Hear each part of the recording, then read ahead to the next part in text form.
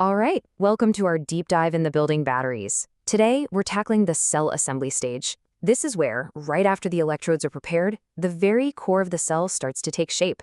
And let me tell you, this is a process where precision isn't just a nice to have, it's an absolute necessity for both safety and performance.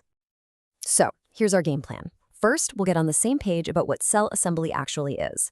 Then, we're going to look at the two big competing methods for putting these cells together, winding versus stacking.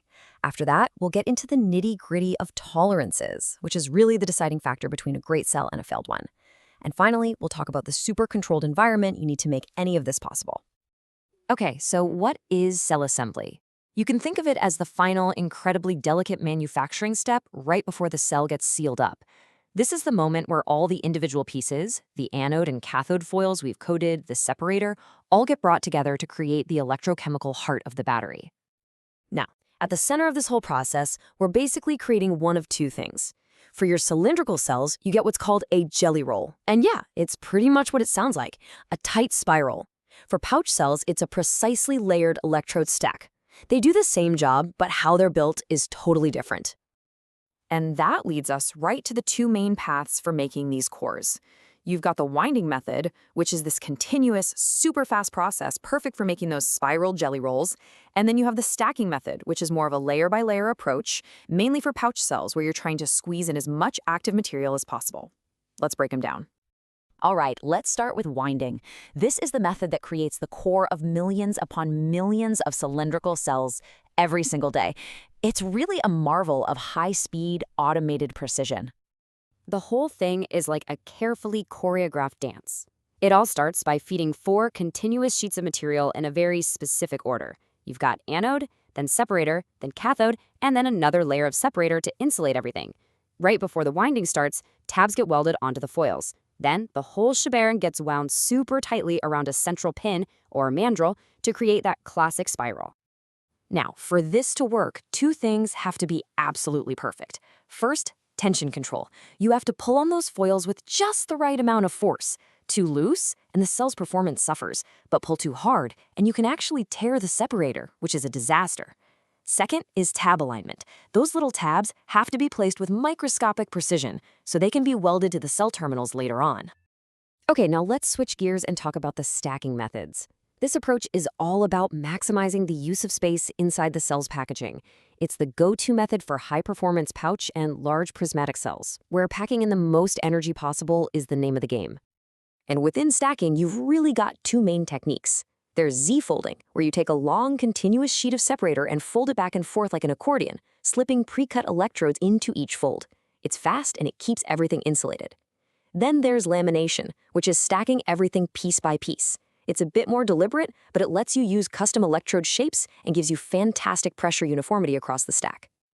Okay, we've arrived at what is, without a doubt, the most critical part of this whole explainer: tolerances. This is where the life or death of the cell is literally decided. Because in battery assembly, a tiny micron-level mistake doesn't just hurt performance, it can lead directly to catastrophic failure. And this quote from our source material really just says it all. This is not an exaggeration. Every single safety feature, every bit of performance we design into a cell, all of it hinges on achieving almost perfect geometric control at this exact stage. I mean, just look at this table. This really quantifies that razor-thin margin for error. We're talking about aligning electrodes to within plus or minus 50 to 100 microns. For perspective, that's about the width of a single human hair. Any wrinkling at all? Nope, has to be completely eliminated. But there are two constraints here that are especially critical when it comes to safety. So let's zoom in on the two big ones, the absolute non-negotiables for a safe cell. First up is the separator overhang. This is a design rule. The separator sheet must always be physically larger, wider, and longer than the electrodes it's separating. And the reason is simple, but it is absolutely fundamental. This physical barrier is your #1 defense against an internal short circuit. It makes sure the positive cathode and the negative anode can never, ever touch, because if they do, you're looking at thermal runaway. All right, next up, the anode overhang. This is another one of those critical design choices. Here, the anode is intentionally made to be slightly larger than the cathode.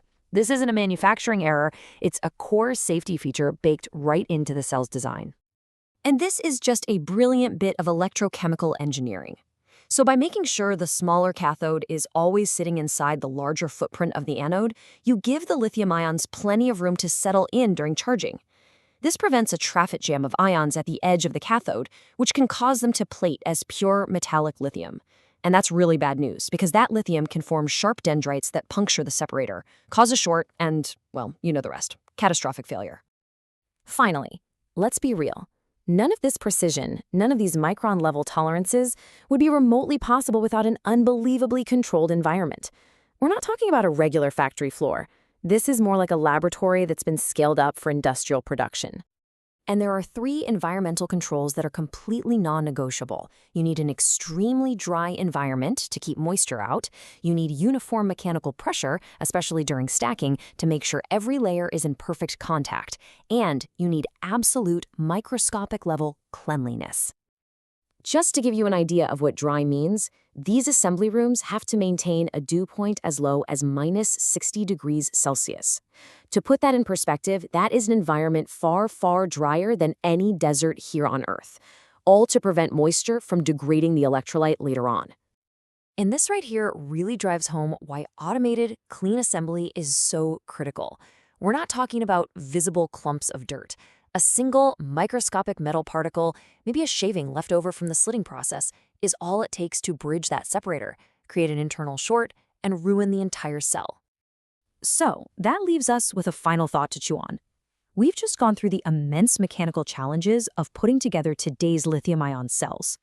So as the industry pushes toward that next generation, things like solid-state batteries with solid electrolytes, how do you think these fundamental principles of mechanical assembly and precision will have to change to deal with a whole new set of materials and challenges?